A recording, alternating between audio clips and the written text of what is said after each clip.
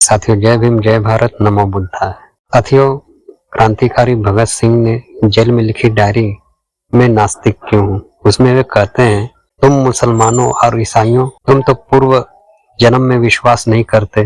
तुम तो हिंदुओं की तरह यह तर्क पेश नहीं कर सकते कि प्रत्यक्ष निर्दोष व्यक्तियों के कष्ट उनके पूर्व जन्मों के कर्मों का फल है। मैं तुमसे पूछता हूँ कि उस सर्वशक्तिशाली ने शब्द द्वारा विश्व की उत्पत्ति के लिए 6 दिन तक क्यों परिश्रम किया, और प्रत्येक दिन वह क्यों कहता है कि सब ठीक है।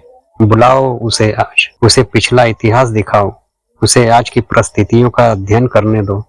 हम देखेंगे कि क्या वह कहने का साहस करता है कि सब ठीक है।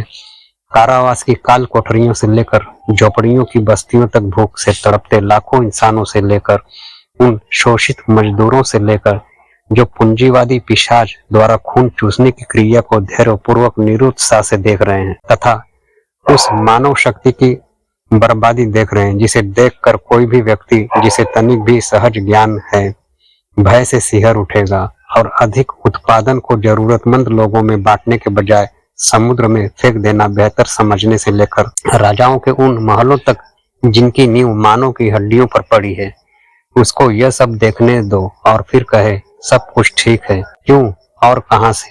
यही मेरा प्रश्न है। तुम चुप हो, ठीक है, तो मैं आगे चलता हूँ। और तुम हिंदुओं, तुम कहते हो कि आज जो कष्ट भोग रहे हैं ये पूर्व जन्म के पापी हैं और आज के उत्पीड़क पिछले जन्मों से साधु पुरुष थे, अतः वे सत्ता का आनंद लूट रहे हैं। मुझे यह मानना पड़ता है कि आपके पूर्वज बहुत चालाक व्यक्ति थे। उन्होंने ऐसे सिद्धांत गढ़े जिनमें तर्क और विश्वास के सभी प्रयासों को विफल करने की काफी ताकत है। न्याय शास्त्र के अनुसार दंड को अपराधी पर पड़ने वाले असर के आधार पर केवल 3 कारणों से उचित ठहराया जा सकता है। वह है प्रतिकार, भय तथा सुधार। आज सभी प्रगतिशील विचारकों द्वारा प्रतिकार के सिद्धांत की निंदा की जाती है। भयभीत करने के सिद्धांत का भी अंत वही है। सुधार करने का सिद्धांत ही केवल आवश्यक है और मानवता की प्रगति के लिए अनिवार्य है। इसका ध्येय अपराधी को योग्य और शांति प्रिय नागरिक के रूप में समाज को लौटाना है। किंतु यदि हम मनुष्यों को अपराधी मान भी लें तो ईश्वर द्वारा उन्हें दिए गए दंड की क्या प्रकृति है? तुम कहते हो वह उन्हें गाय, बिल्ली, पेड़, जड़ी बूटी या जानवर बनाकर पैदा करता है। तुम ऐसे 84 लाख दंडों को गिनाते हो। मैं पूछता हूँ कि मनुष्य पर इनका सुधारक के रूप में क्या असर है? तुम ऐसे कितने व्यक्तियों से मिले हो जो यह कहते हैं कि वे किसी पाप के कारण पूर्व जन्म में गधा के रूप में पैदा हुए थे? एक भी नहीं। अपने पुराणों से उदाहरण न दो, मेरे पास तुम्हारी पौराणिक कथाओं के लिए कोई स्थान नहीं है।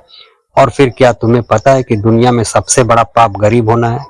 गरीबी एक अभिशाप है, यह एक दंड है। मैं पूछता हूँ कि दंड प्रक्रिया की कहाँ तक प्रशंसा करें जो अनिवार्यत मनुष्य को और अधिक अपराध करने को बाध्य करे? क्या तुम्हारे ईश्वर ने यह नहीं सोचा था, या उसको भी ये सारी बातें मानवता द्वारा अकथनीय कष्टों के झेलने की कीमत पर अनुभव से सीखनी थी? तुम क्या सोचते हो? किसी गरीब या अनपढ़ परिवार जैसे एक चमार या मेहतर के यहाँ पैदा होने पर इंसान का क्या भाग्य होगा? क्योंकि वह गरीब है इसलिए पढ़ाई नहीं कर सकता। वह अपने साथियों से तिरस्कृत एवं परित्यक्त रहता है। जो ऊंची जाति में पैदा होने के कारण अपने को ऊंचा समझते हैं, उसका अज्ञान, उसकी गरीबी तथा उससे किया गया व्यवहार उसके हृदय को समाज के प्रति निष्ठुर बना देते हैं। यदि वह कोई पाप करता है तो उसका फल कौन भोगेगा? ईश्वर, वह स्वयं या समाज के मनीषी? और उन लोगों के दंड के बारे में क्या होगा जिन्हें दंभी ब्राह्मणों ने जानबूझकर अज्ञानी बनाए रखा, तथा जिनको तुम्हारी ज्ञान की पवित्र पुस्तकों, वेदों के कुछ वाक्य सुन लेने के कारण कान में पिघले शीशे की धार सहन करने की सजा भुगतनी पड़ती थी? यदि वे कोई अपराध करते हैं तो उसके लिए कौन जिम्मेदार होगा और उनका प्रहार कौन सहेगा? मेरे प्रिय दोस्तों, ये सिद्धांत विशेषाधिकार युक्त लोगों के आविष्कार है। ये अपनी हथियाई हुई शक्ति, पूंजी तथा उच्चता को इन सिद्धांतों के आधार पर सही ठहराते हैं। अपटान सिंक्लेयर ने लिखा था कि मनुष्य को बस अमरत्व में विश्वास दिला दो और उसके बाद उसकी सारी संपत्ति लूट लो, वह बगैर बड़बड़ाए इस कार्य में तुम्हारी सहायता करेगा। धर्म के उपदेशकों तथा सत्ता के स्वामियों के गठबंधन से ही जेल, फांसी, कोड़े और ये सिद्धांत उपजते हैं। मैं पूछता हूँ, तुम्हारा सर्वशक्तिशाली ईश्वर हर व्यक्ति को क्यों नहीं उस समय रोकता है जब वह कोई पाप या अपराध कर रहा होता है, यह तो वह बहुत आसानी से कर सकता है।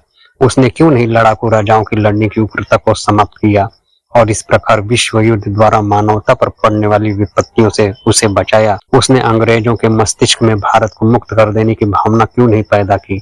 वह क्यों नहीं पूंजीपतियों के हृदय में यह परोपकारी उत्साह भर देता है कि वे उत्पादन के साधनों पर अपना व्यक्तिगत संपत्ति का अधिकार त्याग दे और इस प्रकार केवल संपूर्ण श्रमिक समुदाय वर्ण समस्त मानव समाज को पूंजीवादी बेड़ियों से मुक्त कर। आप समाजवाद की व्यवहारिकता पर तर्क करना चाहते हैं, मैं इसे आपके सर्वशक्तिमान पर छोड़ देता हूं कि वह लागू कर। जहां तक सामान्य भलाई की बात है, लोग समाजवाद के गुणों को मानते हैं, वे इसके व्यवहार न होने का बहाना लेकर इसका विरोध करते हैं।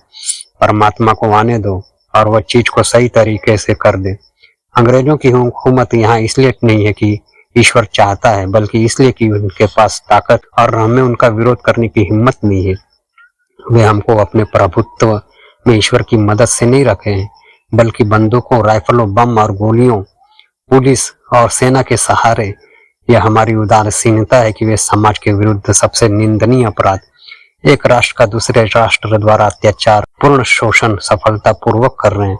कहाँ है ईश्वर? क्या वह मनुष्य जाति के इन कष्टों का मजा ले रहा है? एक नीरो, एक चंगेज, उसका नाश हो।